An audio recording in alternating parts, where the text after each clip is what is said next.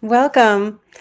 I'm Tilly Strauss. I'm a painter from Northeast New York and a founding member of the Inspiration Art Group International. And I want to thank Bibiana and Bridget and the 150 so members of the group that are allowing me to show up like this and share what I've been learning. I make my art to learn, really, because I've been frustrated with how history has been edited and controlled, and I make it to share because I want to connect to those who also feel disenfranchised by the art history canon. So thank you for coming. If you have any comments or questions, you're more than welcome to add them. If you're on YouTube, you have to sign in before you can do that, and we'll try and address the questions if you have any at the end. So this is part of a 10-month series to bring to light overlooked female, famous and influential artists who kind of been erased from standard art history texts. And there's lots of artists, lots of female artists. They just have been wrongly attributed, or they've lacked access, and there've been a lot of obstacles, and they've been ignored by historians. Now, Kathe Kollwitz here, and on this slide, I apologize, I wanted to have her name there and it didn't show up. She lived to be 77 years old, and she was born July 8th, 1867, and so her birthday's coming around the corner, and she died April 24th, 1945, and she was greatly popular, and she has not been erased. She created potent visuals, but in the printmaking medium. The thing is that she adhered to a figurative form of artwork in a time when everybody was the world was going abstract. And she was a woman, of course, in the field of men. And her subject was kind of unfashionable at the time. So critics kind of ignored her. They sort of write her off to the side. And maybe they talk about her subject matter, but they don't necessarily talk too much about her technique. And she was a master at that. So let me tell you more about her. All right. These are just two photographs of her. I like them. One is when she's young, just starting off in art school. And I think of myself when I was in art school at that age, and I wish I'd known more about the women that were the masters ahead of me, before me. And then the other picture is her at age 62, which is my age now. It's 1929. At this point, Kathe still has another 15 years. Perhaps her most prolific year, when she was 57, is behind her, but she's gotten international acclaim. And at the time of this picture, she's not quite in the crosshairs of the Nazis, but she will have a little bit of a struggle at the end of her life. Her life spans she's born right after the Franco-Prussian War, and then lives through World War I, and she dies during World War II, just a week before Hitler commits suicide in a Berlin bunker. So these are her parents, and this is her town in Königsberg, Prussia. And in my zine, which I've written and is available on my website, I go more into Prussia. Like, a lot of people don't even know where Prussia was, but Prussia at that was a Northern European empire that covered a lot of different parts of different countries today. And part of it is Germany and Poland and everything. So her father here was very supportive and encouraging of her as an artist. He was a judge, but he found that he didn't really feel comfortable working with the laws of the Prussian Empire. So he instead turned away from it and became a home builder. In some books, you'll say he's a bricklayer. But actually, Königsberg, which is in the picture there, Königsberg was on a port, and Kathe talks about in her childhood hanging out with her little sister at the docks while her father's boats came in and unloaded the bricks that were for. So he was much more than just a bricklayer. The mother was a little bit more cool for Kathe's upbringing, but the mother's father was a man named Julius Rupp, and he was probably the most influential person in the development of Katie's whole life, really. He was a theologian, a historian, a philosopher, a teacher, and a preacher. And at one point, he makes a community of free thinkers called Friends of the Light, and they just look to taking care of the social the people in society who were poor and didn't have food and stuff. He was more about an equality for everybody. The government didn't believe that it wasn't a political organization, Friends of the Light, and so they imprisoned him and tortured him, persecuted him, and he died when Katie was just 17 years old. But he left some lasting lessons in her life. Basically, the one thing she kept saying is, he said, talent is duty, and everything, every gift is a responsibility. And these are two thoughts that Katie will carry with her as she goes forward into her mission for making her art, really.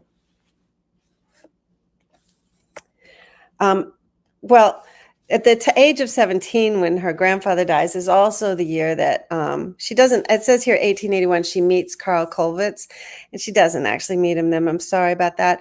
But that's when they like declare their love for each other. Carl is actually her brother Conrad's like best friend, but I'll tell you more about him later.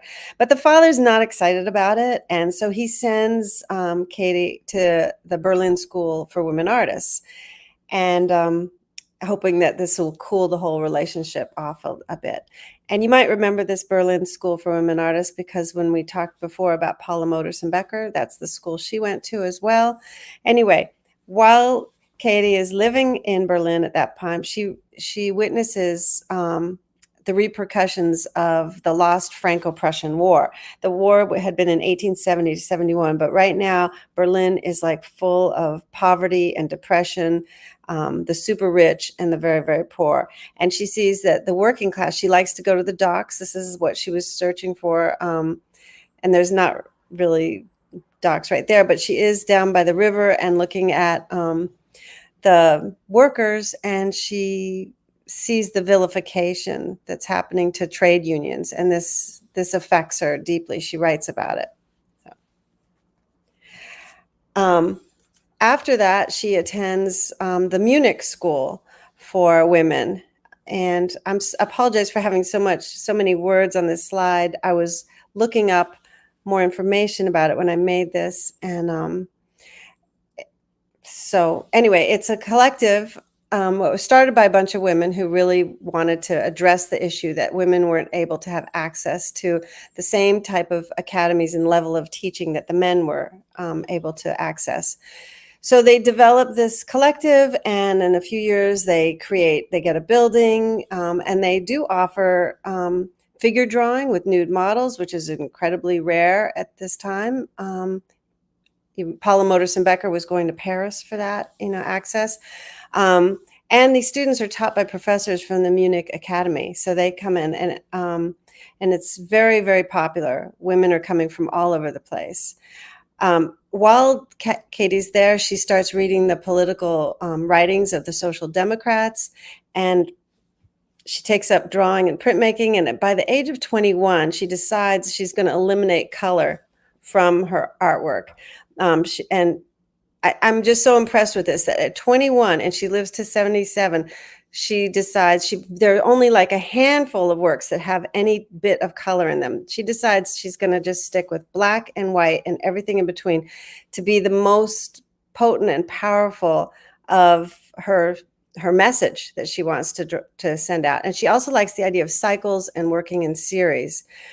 She's still sketching in the dock areas and the back alleys and the drinking dives in the neighborhoods of the workers, and getting the firsthand knowledge of the difficulties that the working class is facing day to day.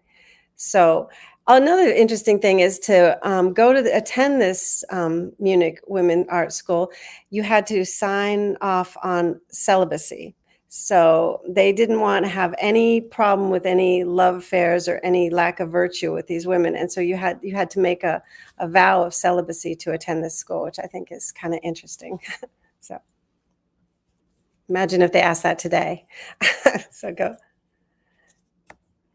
Yes. So the vow of celibacy, whatever. She still marries Carl when the time is up, and her father is a little bit disappointed. He says to her, "Okay, you've made your choice. You can't be both a mother, a wife, and an artist. So you've made your choice, and just do what you've chosen with all your heart." But she wants to be an artist. And Carl is a very interesting person. Maybe one of the reasons her father didn't like him so much was that he was an orphan and he was fostered by a family in Königsberg.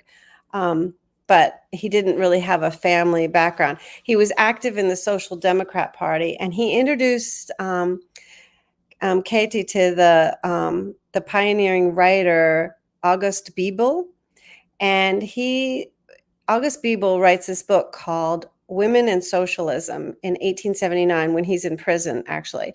And by 1914, it's in its 50th edition. It's in 20 different languages translated.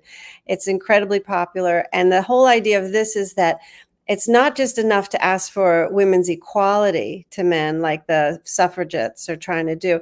He says, we've got to end the dependency on one sex over the other, and that the dominance of men over women is due to history, not biology. So it was a very powerful work, and Carl vowed that he and Katie would be equals in this relationship. So Carl is graduated from medical school. He's a doctor, and he's employed in one of the first European system of health insurance. Otto von Bismarck has set up an insurance that takes care of workers' accidents and their families and their health issues. And so he's employed in Berlin as in a region to take care of the clothing workers' families. And they move into this apartment on the corner of this plaza where like actually 7 streets connect. It's a very busy area, and a lot of quick housing has put up for all this influx of migrants that have come into Berlin to work in the factories. It's the Industrial Revolution, I got to say, 1891, Industrial Revolution. They lived there for 51 years, and it isn't until, though, 1947 that the whole area is renamed. They renamed the city square after Carl and Katie, the Kollwitz Platz. So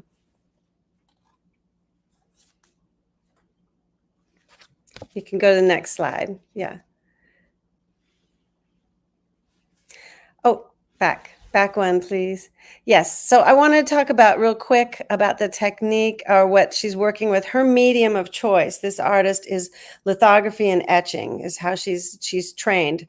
And lithography is where you have big stones. Litho comes from stones, and you use a grease pencil and a tush wash, and you're able to draw on it. And the process using water and ink and resist, you can run these stones through a press, and the quality of them are so good that you can run hundreds and hundreds and hundreds of prints off of them. And this is how books were mostly done.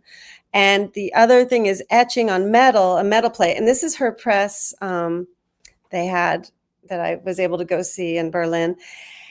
And that's where you incise a metal plate and you rub the ink into the grooves. And so and wipe it off the surface of the plate so that when you print a damp piece of paper on top of it, it lifts up the ink.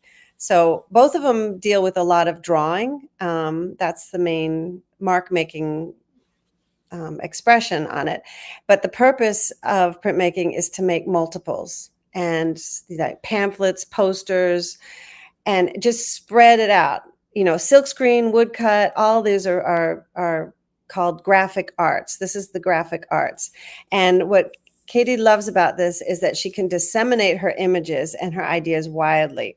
Now, she always made large editions because she wanted her work affordable and moderately priced. And these were very popular with intellectuals, art lovers, students, and the workers. So she had a pretty wide dispersal of her imagery and following. Now, the models that she would get really came from her husband's waiting room. Um, like I said, there was rapid growth in Berlin for the Industrial Revolution that was going on. While they're there, pretty much in that time, it expands from 400,000 people to 2 million people. It's like huge, and everybody's crowded in these crowded little homes. Um, she's able to look at, continue her concentration on the working class plight, but looking at it through a female lens.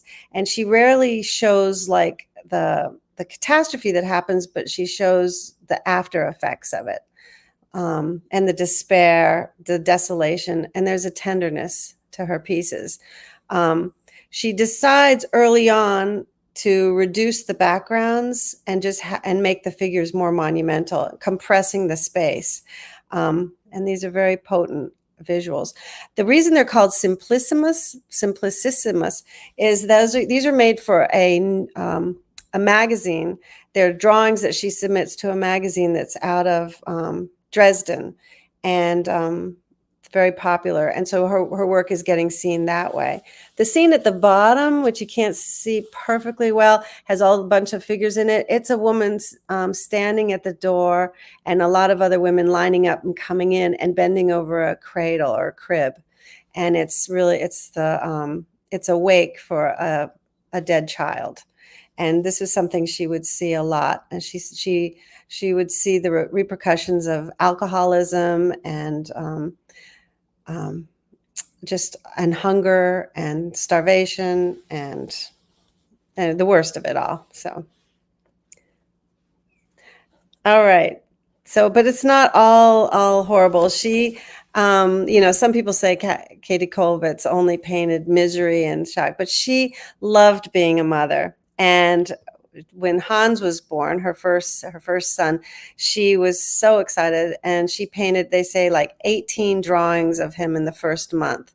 And Carl, as he promised her, he got her a live-in help to help with the household and everything, so that she would still have time to make her work.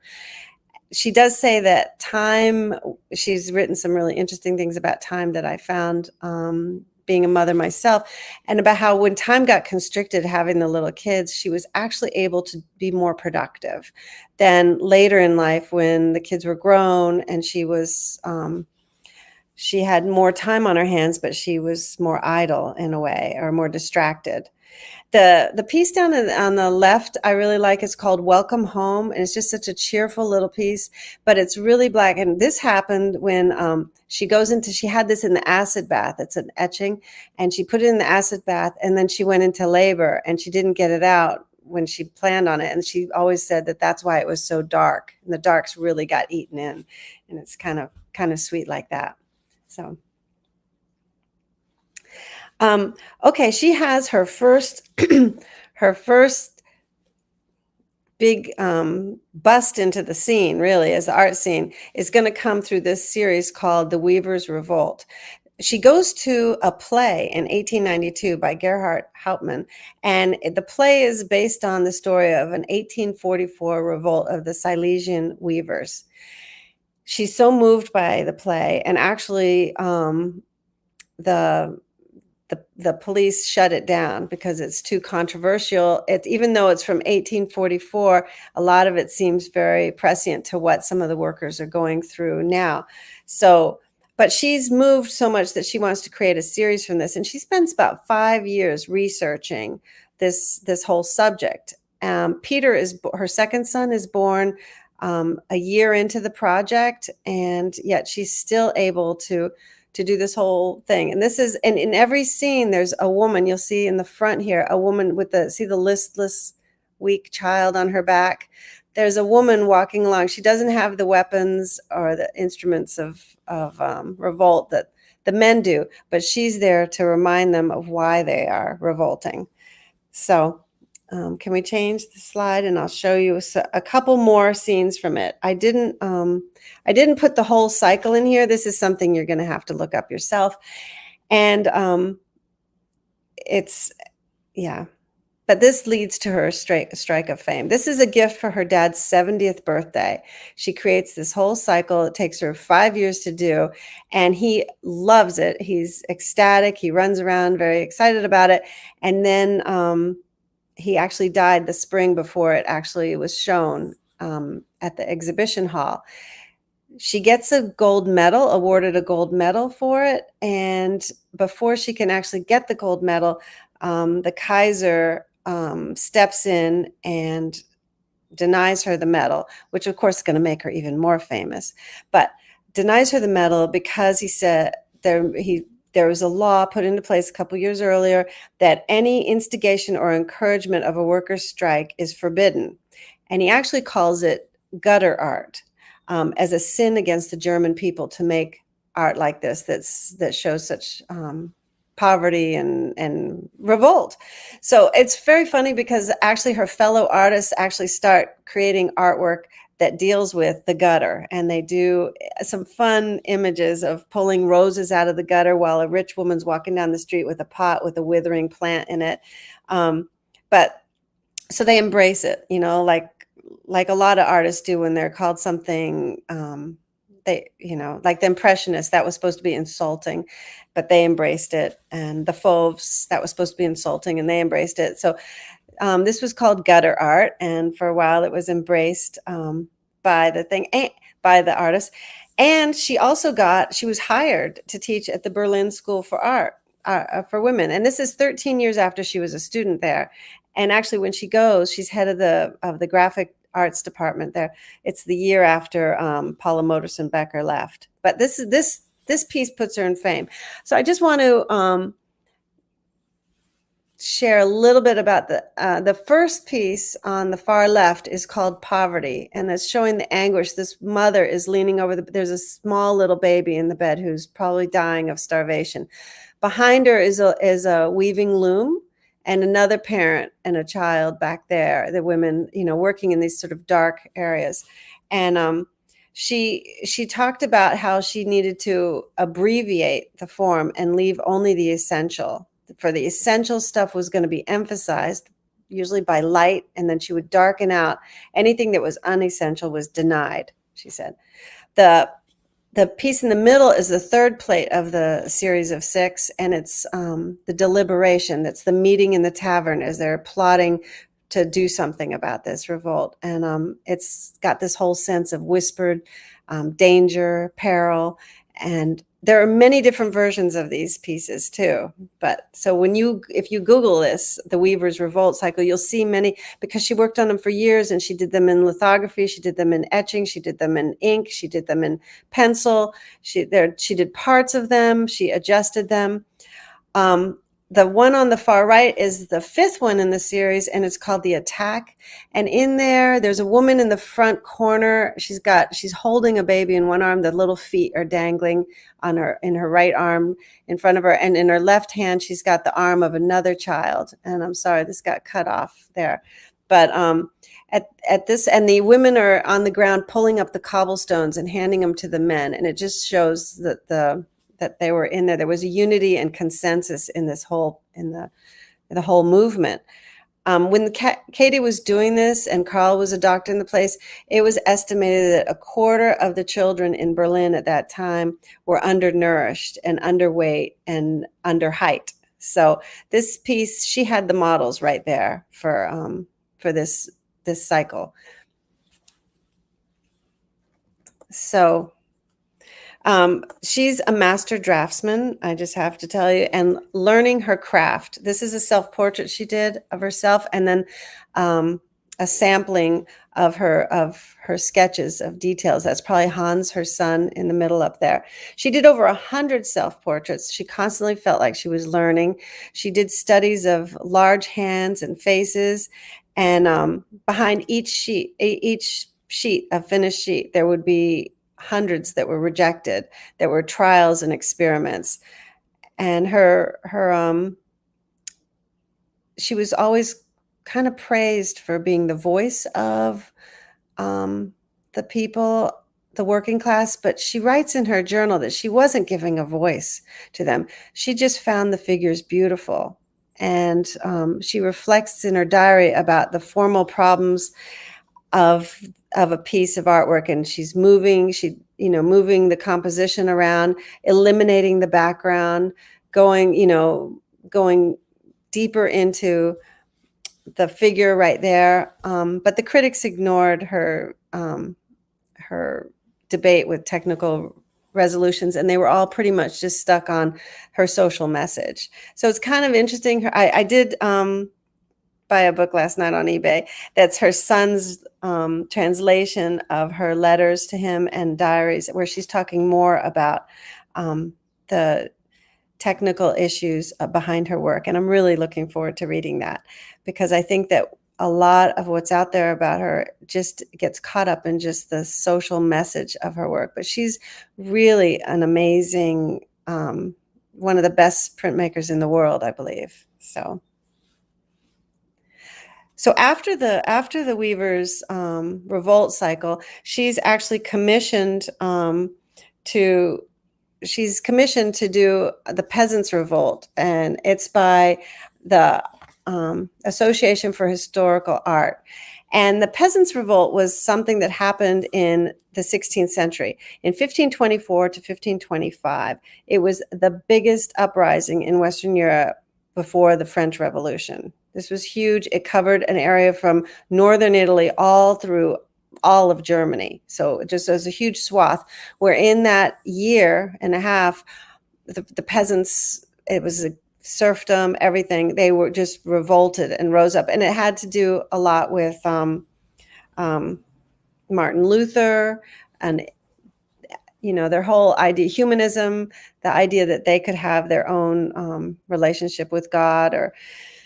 So she does this series, and the first one, the one on the left there, is the first one in it. It's called Plowing, and basically she builds up the series by trying to show what the peasants are having to go through, what would lead to this revolt. And they're like oppressed and treated like animals. Here they are, like it's such an incredible weight as they're pulling across, that their whole body is slanted off to the side. Now I'm not showing you the second plate in the series because it's called Rape, and it's just horrific, and basically focusing on the terrorization that's happening to the peasants, as the upper class could just ride through and sleep with, or rape any woman that they came across.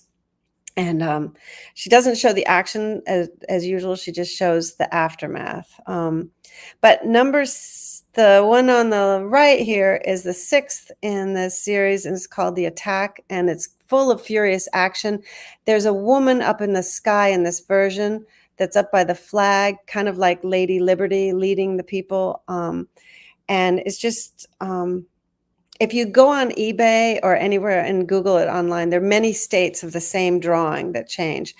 What I'm not showing you also is one of the plates called Battlefield, where it's very, very dark. It's nighttime, and there's a mother with a lamp that's searching all the bodies and turning the heads, and you can see her just trying to find her child. So very, very poignant, very, very powerful work. This is the most, this is the final piece of it, and it's called The Revolt.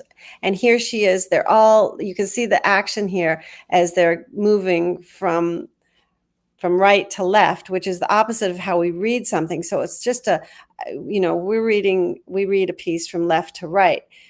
And basically this whole action is contrary, is something that we've got to adjust our eyes to, as the figures are all in that forward momentum moving forward. You see feet on one side and there's the woman, the Black Anna in the front with her arms upraised. And that, at a certain point, Kathe Kollwitz said was her, that she had to put herself in the scene. After working on this series, she felt that she had to,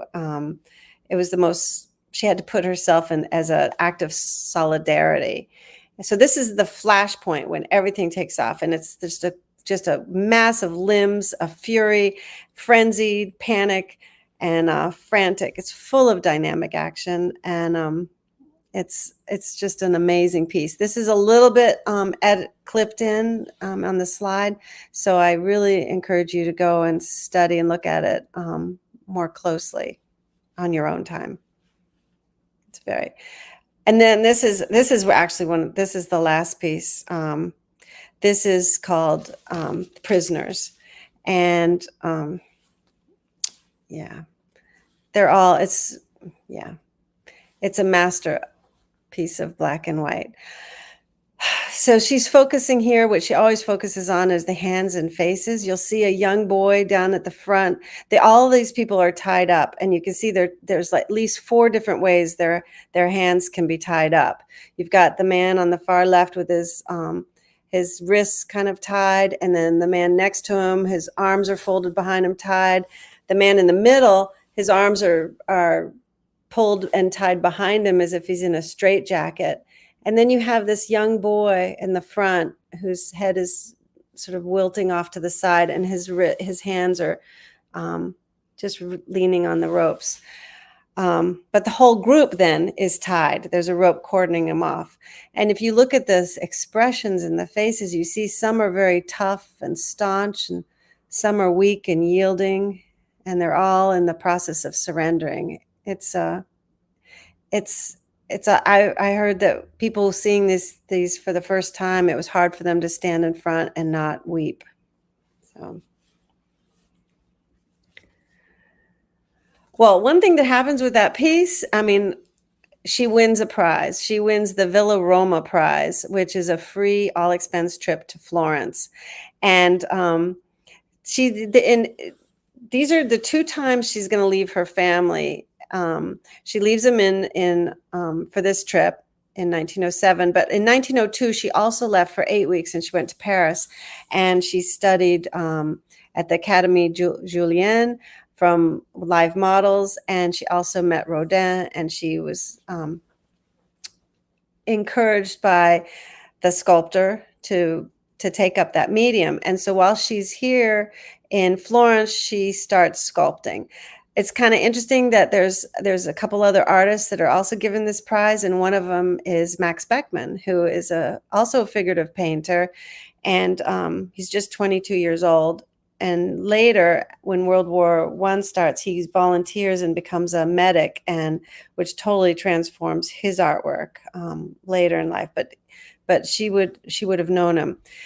The other real important thing that happens with this Villa Roma thing, and I encourage every female artist that's listening to this right now, is she started a diary, and she keeps a diary, and in the diary she writes about her thoughts on sculpture, and she reveals her conscious search, what her art is supposed to be doing, and she shares her private anguish, which will happen as she lives through 2 world wars. One thing before I move to the next thing is that her thoughts on sculpture, I think, are kind of interesting. She believes that a sculpture should be able to roll down the mountain and when it lands, be just fine. So she's obviously into the hefty stuff. She also just does the modeling. She doesn't work in stone, and she doesn't cast her work. That gets done by other people, and a lot of it posthumously. In her life, I think there's a question between if there were 22 or 40 pieces that she made, because a lot of the sculpture that she ends up doing will be done in the 1930s, when she's kind of shut off from everything else. So anyway, yeah. World War I starts, and there's a picture of Kathe with her 2 sons, Hans and Peter.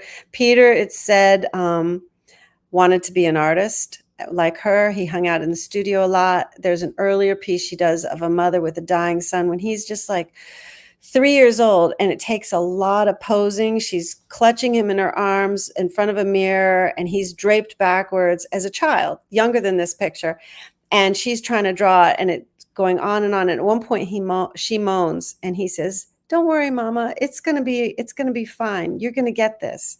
So he was very supportive of what she was trying to do, but it's kind of prescient that she was doing this piece about a mother and a dead child.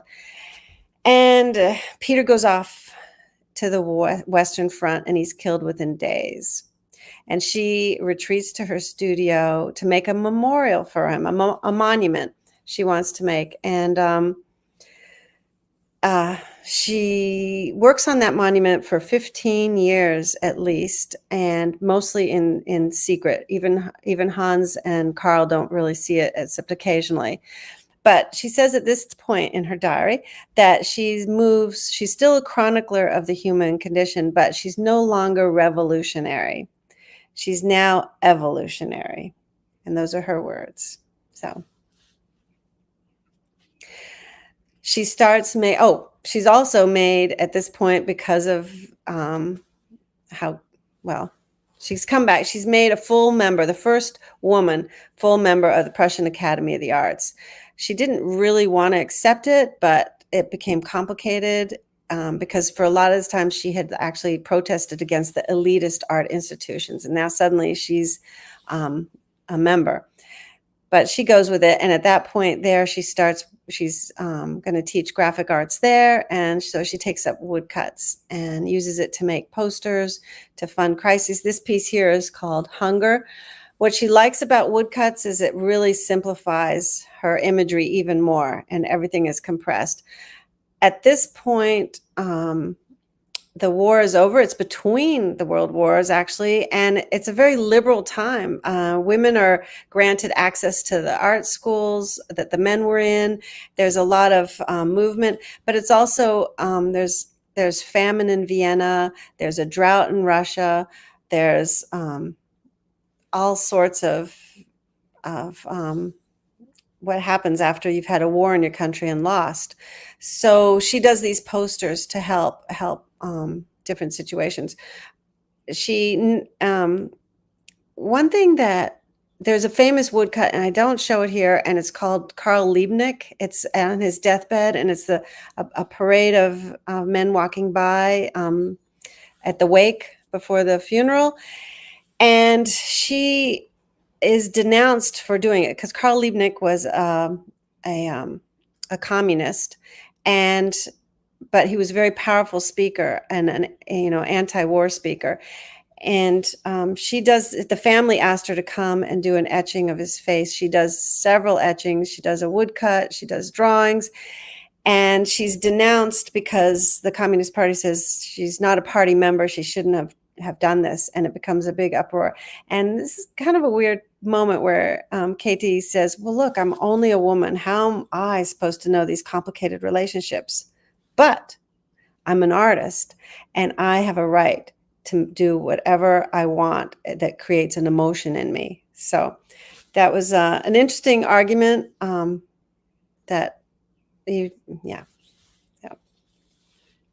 Here, 1924 is her most prolific year. These are just samples of the posters that she's doing. She decides to go back to, these are pretty much all lithography, because you can see it's kind of the drawing, the grease pencil drawings. The one on the far right is War Never Again. And because there's a sense, she can get this sense that all this suffering might not have taught people stuff. So the piece in the middle up the top with the two kids pulling on their mother's skirt is called Bread. The empty plates are about the children in Vienna who are starving. She's passionately anti-fascist. The piece down at the bottom with the mother with the kids, the haunting eyes, and the men in blindfolds, it's called The Victims. And there is rumor of a war machine being geared up. So there's talks between all the different political parties, and she senses this. But go ahead. So she's still working on Peter's memorial in secret. She turns age 60, and she has this big show in Moscow, 142 works. And when she reveals the monuments in Berlin, it's a huge success. She's called a major sculptress. And Berlin actually gifts her, for her 60th birthday, the granite stone for them to be carved from. So these are the two sculptures that are ensconced in her son's Peter's military grave cemetery. And she had gone from making a memorial just for Peter to making a memorial for all the volunteers of the war to making a memorial to the senseless loss of the war to now it's become just the grief of the parents who've given up the best of the best, their seed, their children. At the same time, the Reichstag comes out that the Reichstag wants to spend 80 million marks for a new battleship.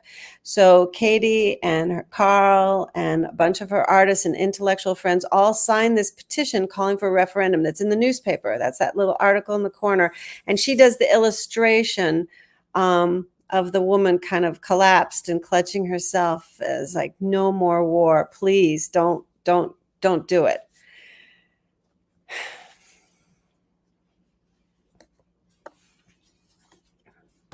Well, actually, what happens is that her work is removed from the exhibit, and she makes this is a piece, another piece, Tower of Mothers, which kind of corresponds to an earlier woodcut, which is all these mothers and their children. They're protecting them. They're wrapped around. The kids are peeking out. They've got their arms. She worked on this piece for a long, long time, many different versions of it. And then this Tower of Mothers is like less than a foot tall. It's about a foot tall, a foot wide. It's a smallish little piece, but it gets removed from the exhibit that it's in because the Third Reich says mothers have no need to defend their children. The state will do it for them.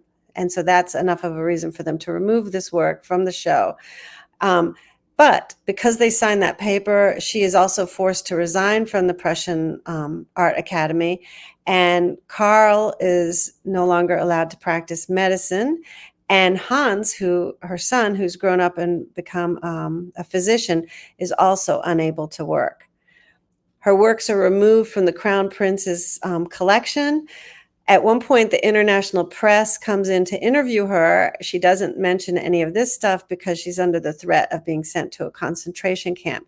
She tells a friend not to worry, that she carries a small vial of poison with her at all times in case something happens.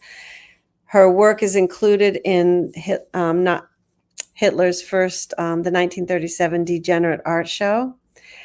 And so it's a very dire time. All their fortunes have completely reversed. There's a collector in America, Eric Cohn, who collects her stuff and offers to send for them so that they can come to America. And she refuses. She doesn't want to leave Hans. She doesn't want to endanger her friends. So he buys her work, and he buys it constantly so they have enough food. They have money to get food so that they can eat. And that's how desperate they are.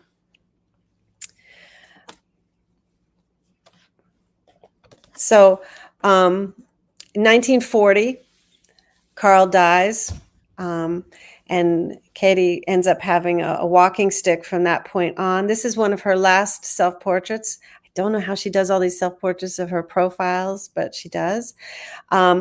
She lives through seeing her posters get altered by the Nazis for propaganda. The words are twisted around, and she has to just like watch it because she can't say anything. She figures if she demands it, it's just too confusing and too dangerous to stop that. The Nazis say that depicting social misery is a subversive act, and so she's on the list for trouble. They call her son, her grandson. World War II starts, and her grandson Peter is called up for service. And he's killed very soon after in 1942.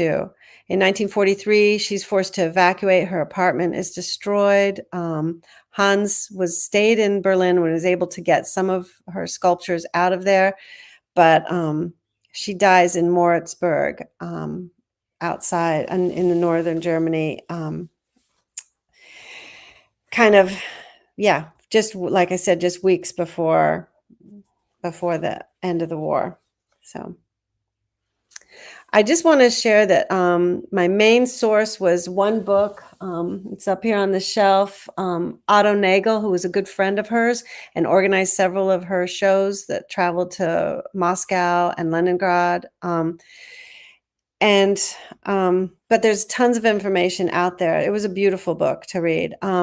There's also I also had been to the Kollwitz Museum in Berlin. Um, in America, I just want to say that, when I mentioned Eric Kahn, in America, there were her work spread very quickly through Germany and everything. But in America, in 1912, the New York Public Library bought a few prints when they inaugurated the print room. And in 1913, Smith College, they had two pieces of hers.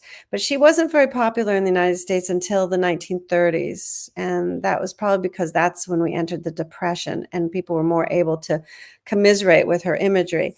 In 1933, the Worcester Art Museum had a small show of hers. And in 1937 in Los Angeles, they held a benefit for the Hollywood Anti-Nazi League. People would pay $1 entry to see 4 drawings and 21 prints of Kollwitz's.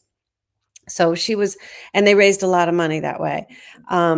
There's a gallery in New York City, Gallery Saint-Étienne, that has represented her for all these years, and they do a beautiful job on their website too with her story. But she's very popular. And since 1945, it's estimated that in Germany, she's in one show a year, and there's at least a minimum of 8 shows of her work a decade.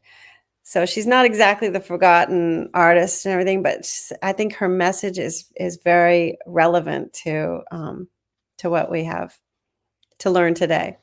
And this is just pictures of a trip my sister and I took to Berlin in 2019. It was a small little museum. It was in a private home in a residential district. It was actually a collector's home. And this is on the far right. It's looking over a banister as you come up the stairs to the second floor. And that's where her printing press was, and these bronze heads and sculptures that she did. The museum, I just found out in 2022, moved to a much bigger complex, a palace. And so I'm hoping to get back over and visit that maybe this fall. So actually, to help me go back, you could buy a zine on my website. The zine I have, this 20-page full-color zine about her, is the 5th one in my series of 10, and it covers more information about Prussia, the full Weavers' Revolt, and the Peasant Revolt cycles. I go more into depth about her grief over the loss of Peter, and more about her posters and her conflict with the communists. In summary, I just want to say that she was an incredibly prolific, passionate, and dedicated artist from the very start. She had the support of her father and her husband, which is very important, I think, to all the women we've studied so far. And motherhood actually inspired her. And above all, her message is still very relevant today, and we should pay attention to her. Thank you very much. So. Oh, turn to the next one. And the next slide is the next artist I'm doing is on July 26th was Suzanne Valadon. And I don't know if you guys know her or anything, but at one point she was considered France's greatest woman artist. And she was a illegitimate child raised in the streets of Montmartre, and she gets so rich off of her own artwork that she ends up feeding her cats on Fridays caviar, and her dogs only have fresh steak, so she does really well. So she's got a very full life of stories, so I'm excited to do her. So thank you. Thank you for coming. Thank you for listening, and I hope you go out and check out her work yourself. There's a lot to see. Thanks, Babs. Thanks, Mimi. Thank you. Yeah, I think it's very important. Phyllis says it's very important to write, to keep a diary, because especially for 20th century art historians, they cling to the written word. That's maybe things will change. Maybe social media will be the thing that that art historians will look at later. But it's always been, it seems like, the written word. If they can find stuff written about you, and the problem is that women don't have a lot of other people writing about them, so you better write about yourself. You write just your thoughts. Yeah, why are you making your work, right? So Are you women keeping diaries? No. Viviana? No, not at all. Deborah? Sometimes I do. Yeah, Yeah. I mean, I'm writing about stuff, but That's I once I kept a photo diary. yeah. So yeah, I think that with photography and social media, like I said, we might be going more that way. That might be just as valid and everybody as previously. And letters, yes, Kate Long. Letters. It's important too. If you can't write it, keep a diary. Write letters to some nephew or something, telling him how you feel about your work that you just made, or something like your that. sister. Yes, yes, right. Your sister, right? Yeah. I mean, I don't keep one. And when I look back at the times that I keep a journal, though, an art journal, but I don't think that that's enough. So. Anyway, it was interesting doing her. There's still so much to learn. And last night I ended up, doing more research, almost buying a piece on eBay because they are available. Her print. Yeah, I know. How much? Well, there were some that were like 400 but up to 2,000. And then there were the book plate ones that were like $50, $60 you could get, or whole folios. You could get a folio that would be like 12 images, and they're not like authentic prints, but they're good quality, that were like $50. So I thought, oh, it would be nice to have in my on my bookshelf. So I don't know. Oh, Phyllis writes, I think a diary and letters might be more true as they're written for yourself and not to impress or sell, as maybe social media might. Yeah, it's true. I think that we try on social media to put this one face forward, but what's coming out in her diaries is more her personal anguish and her thoughts, like her political ambivalence too, which was interesting, is that people said she was either too communist or too socialist or something. She was like, I'm neither, I'm nothing, and she was worried that she wasn't really a sculptor either. There's a lot of writing about that. Even though she was praised for her sculptures, she was not sure she was a sculptor either. So, but that's all in there, and it's interesting. And she had a love affair. She has a whole secret. They're called the secreto or something. I mean, I have to look into that, but that, it was brief and it ended, but it was just, I got to find out. But anyway. Interesting. Anyway, thank you guys. Thank you. So much. Thank you, Tilly. Have a great evening. I appreciate you letting me share. I appreciate it. All right. I'll see you next month. Okay. Stay healthy. You too. Suzanne Valadon. She's incredible. Maybe if you learn anything about her, bring it to the next month. All right. I've never heard of her. Yeah. Good. Yeah. Thank you. All right. Thank you. Bye. Bye.